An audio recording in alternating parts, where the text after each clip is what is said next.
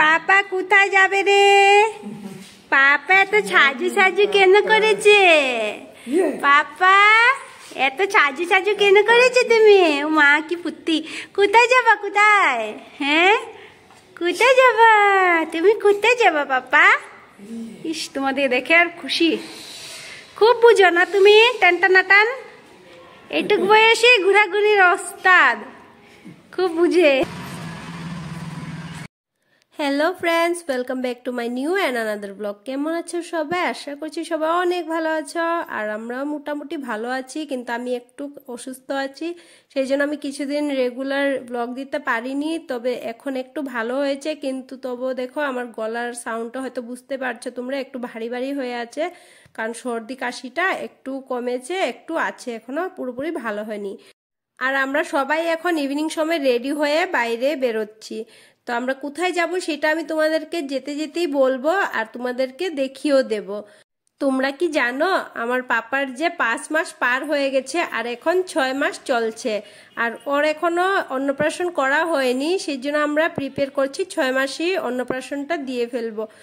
না হলে বলা যায় না, এখন হাতে যা পায় সেটাই মুখে দেয়, কখন কি মুখে দিয়ে দিবে দেখতেই পারবো না। আর 6 মাসে যেহেতু অন্নপ্রাশন দেওয়া যায়, সেই জন্য ভাবলাম যে এখনই সেরে ফেলবো। তো এখন চলে আসলাম আমরা একটা জুয়েলারি শপে, পাপাকে একটা কিছু তো গিফট করতেই হবে, সেই জন্য। তো আমাদের আগেই একজন ক্লায়েন্ট বসেছিল, সেই জন্য ওরা আগে ওনাকে দেখে দিচ্ছে, আর তারপর বললো আমাদেরকে দেখাবে, তো সেই জন্য আমরা ওয়েট করছি। ইচ্ছে তো আমাদের অনেক কিছুই ছিল, আগের থেকে অনেক কিছু প্ল্যানিং করেই রেখেছিলাম যে এরকম করব সেরকম করব, কিন্তু দেখো সব ইচ্ছে তো আর পূরণ হয় না। আর যেহেতু দূরে থাকি, দূরে থাকা অবস্থায় যে কোনো ইচ্ছেই পূরণ হচ্ছে না, মানে কিছু একটা যে ভালো করে সেলিব্রেশন করব বলে ভাবি, কিন্তু কোনোটাই হয় না। তবে যেমনই হোক আমরা দুজনেই মানে ওকে যতটুকু পারি সম্ভব করব, যথেষ্টই করব। আর এখানে দেখো আসার পরে পাপাই যা কাণ্ড করলো না, ও আমাকে ভুলে গেছে, ওর পাপাকে ভুলে গেছে। এইখানে লেডিদেরকে পেয়ে মানে ও ওর কুলে যায়, তার কুলে যায়, আমার কোলে কিছুতেই আসতে চাইছিল না। আর আমি জোর করে নিয়েছি ওকে লাস্ট মোমেন্টে, যে ঘরে আসবো, চলো পাপা ঘরে যাই। তো ও যে কান্না করে ফেলেছে, মানে আসবেই না আমার কাছে, ওদের কাছে এত ভালো পেয়েছে। তো কান্না কিছুতেই থামছিল না, আর ঘরে যাওয়ার সময় হয়ে গেছে। তাই লাস্ট মোমেন্টে ওর পাপাকেই বললাম যে নাও তুমি থামাও, ওকে কিভাবে থামাবা, দেখো কিভাবে কান্না করছে, আমার নিজেরই খারাপ লাগছে, মানে ও আমাকেই কেয়ার করছে না, এখন ওদের সঙ্গে যাবে, ওদের সঙ্গেই থাকবে।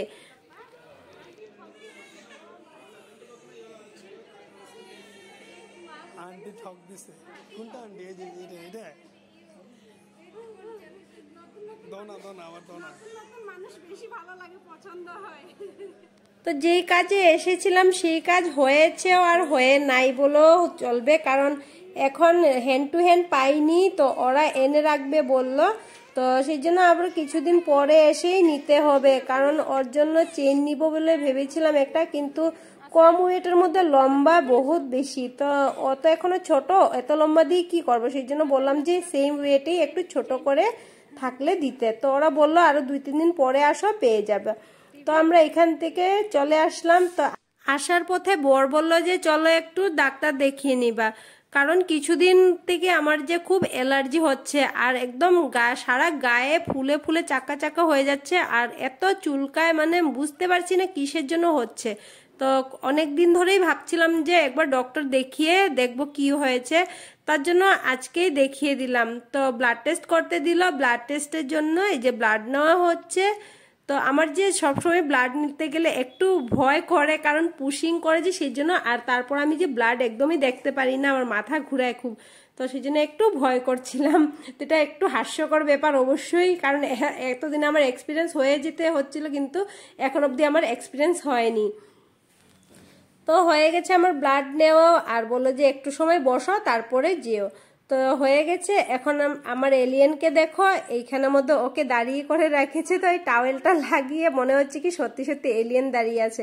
তো কি কিউট লাগছিল, মানে আমি ওকে কিছু কথা বলছিলাম, আমার দিকে তাকাচ্ছিল, আর ওই দিকে ব্লাড টেস্টের রিপোর্টের কথা জিজ্ঞাসা করছিল ডক্টরকে।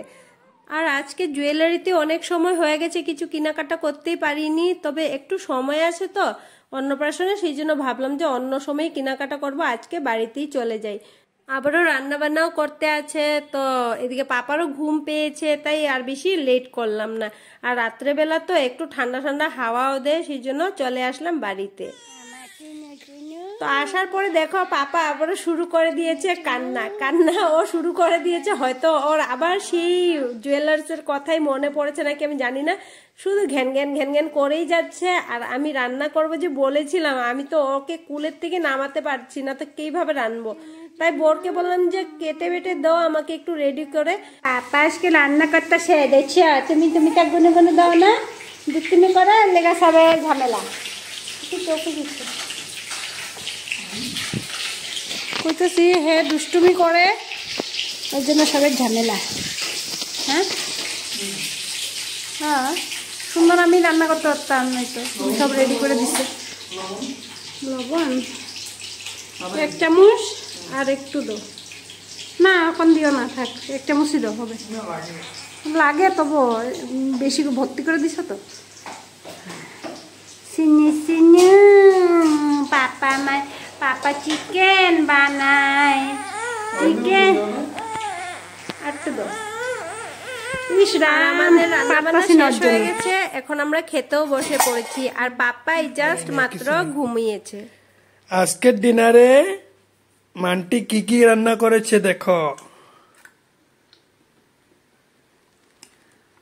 প্রথমে রুটি, এখানে আছে বেগুন ভাজা, কাঁচা কলা কোফতা, ডাল, চিকেন আর সাদা ভাত।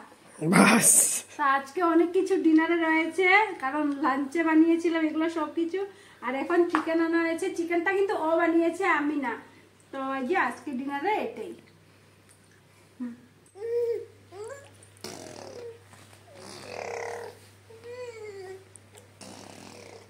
আর এই যে দেখো আমার পাপার ঘুম, তো আমাদের খাওয়া শেষ হতে না হতে ওর ঘুম শেষ হয়ে যায়। তার পাপা তাড়াতাড়ি করে খেয়ে দিয়ে এখন ওর সঙ্গে খেলছে। তো ফ্রেন্ডস, আজকে ব্লগটা এই পর্যন্তই রাখবো। আর যদি ভালো লেগেছে তাহলে লাইক করে দিও। আর যারা আমার চ্যানেলে নতুন এসছো, আমার ভিডিও প্রথম দেখছো, আমাদের চ্যানেলটাকে সাবস্ক্রাইব করে আমাদেরকে সাপোর্ট করো। ঠিক আছে, আবার আসবো নতুন একটা পরবর্তী ভিডিও নিয়ে। এ পর্যন্ত আপনারা সবাই ভালো থাকবেন, সুস্থ থাকবেন।